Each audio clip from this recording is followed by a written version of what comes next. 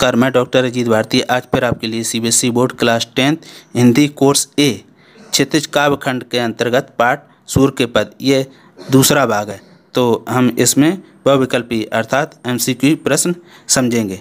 तो इसके आधार पर हम पाठ को आसानी से समझ भी सकते हैं। तो चलो शुरू करते हैं।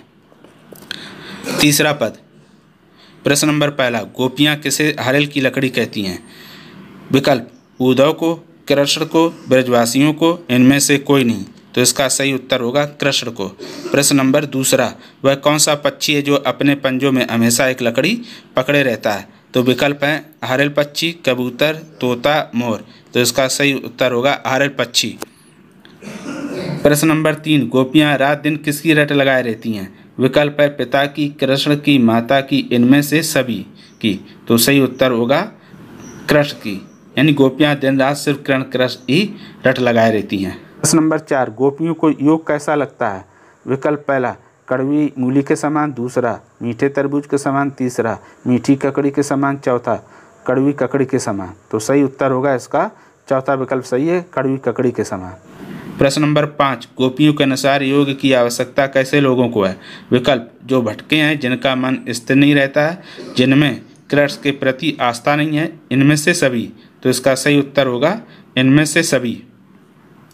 प्रश्न नंबर 6, गोपियों ने योग की शिक्षा कैसे लोगों को देने की बात कही है?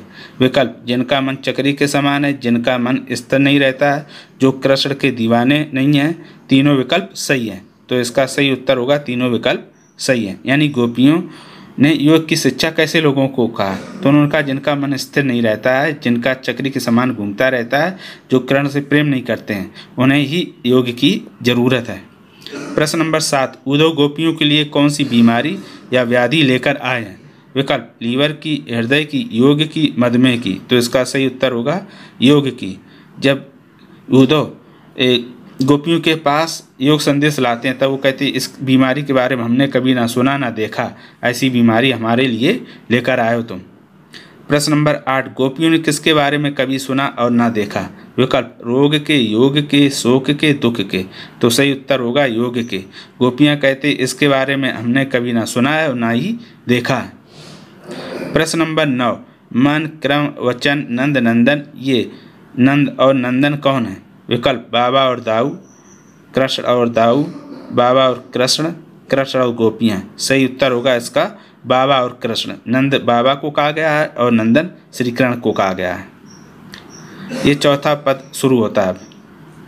प्रश्न नंबर 10, राजा का धर्म क्या होना चाहिए? विकल्प प्रजा को सताया जाए, प्रजा पर ज़्यादा कर लगाया जाए, प्रजा को सताया ना जाए, प्रजा का शोषण करना। तो सही उत्तर होगा इसका प्रजा को सताया ना जाए।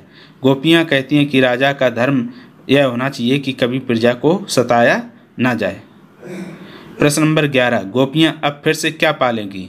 विकल्प अपना सामान, अपना मन, अपना आभूषण, अपना घर। तो सही उत्तर होगा इसका अपना मन। गोपियाँ कहते हैं कि जब भगवान श्री कृष्ण मथुरा गए थे तो हमारा मन लिए गए थे अपने साथ में, तो अब लगता है कि हमें वापस मिल जाएगा। प्रश्न नंबर 12, पहले के समय में सज्जन लोग क्या करते थे? विकल्प दूसरों की भलाई के लिए दौड़ते रहते थे, अपनी भलाई के लिए दौड़ते रहते थे, दूसरों की बुराई के लिए दौड़ते रहते थे, कोई काम नहीं करते थे। तो उत्तर सही होगा इसका दूसरों की भलाई के लिए दौड़ते रहते थे। गोपियाँ उद्धव से कहती हैं श्री कृष्ण के संदर्भ में कि पहले के जो सज्जन लोग होते थे वो दूसरों को कष्ट में देखकर आगे पीछे दौड़ते रहते थे। प्रश्न नंबर 13, गोपियाँ क्या पाना चाहती हैं? विकल्प उद्धव का संदेश, कृष्ण के दर्शन, यशोदा के दर्शन, शिव के दर्शन। तो सही उत्तर होगा इसका कृष्ण के दर्शन। प्रश्न नंबर 14, समझी बात कैत मधुकर शब्द किसके संदर्भ में प्रयुक्त हुआ है?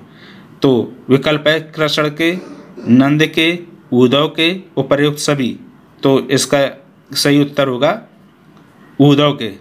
प्रश्न नंबर 15, गोपियों को ऐसा क्यों लगा कि कृष्ण ने राजनीति पढ़ ली है? विकल्प कृष्ण के प्रेम के कारण, उद्धव के प्रेम के कारण, ब्रजवासियों के प्रेम के कारण, कृष्ण के छलपूर्ण व्यवहार के कारण। तो सही उत्तर होगा इसका कृष्ण के छलपूर्ण व्यवहार के कारण। गोपियों ने देखा कि भगवान श्री कृष्ण छल कर रहे हैं, वो हमें योग संदेश भेज रहे हैं, तो वो समझ गए कि इन्होंने राजनीति पढ़ ली है। प्रश्न नंबर 16, गोपियाँ किस पर क्या व्यंग कर रही हैं? विकल्प उद्धव और उसके छल पर व्यंग कर रही हैं, दूसरा कर्ण और उसके छल पर व्यंग कर रही हैं, दाऊ और उसके छल पर व्यंग कर रही हैं, इनमें से कोई नहीं। तो सही उत्तर होगा कृष्ण और उसके छल पर व्यंग कर रही हैं। प्रश्न नंबर 17, गोपियों ने कृष्ण के लिए ऐसा क्यों कहा, बड़ी बुद्धि जानी जो उनकी।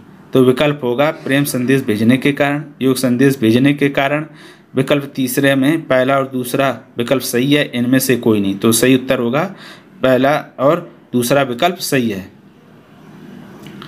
प्रश्न नंबर 18, गोपियों के अनुसार स्वयं पर अन्याय कौन कर रहा है, विकल्प शिव, राम, उद्धव, कृष्ण। तो सही उत्तर होगा इसका कृष्ण। प्रश्न नंबर 19, किसने गुरु ग्रंथ पढ़ लिया है, विकल्प उद्धव ने, दाऊ ने, यशोदा ने, कृष्ण ने। तो उत्तर सही होगा इसका कृष्ण ने।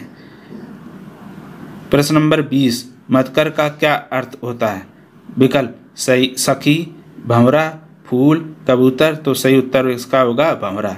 तो इस प्रकार ये चौथा पद भी समाप्त हो गया। आप हमेशा खुश रहें, फिर मिलेंगे किसी नए पाठ के साथ। तब तक के लिए धन्यवाद।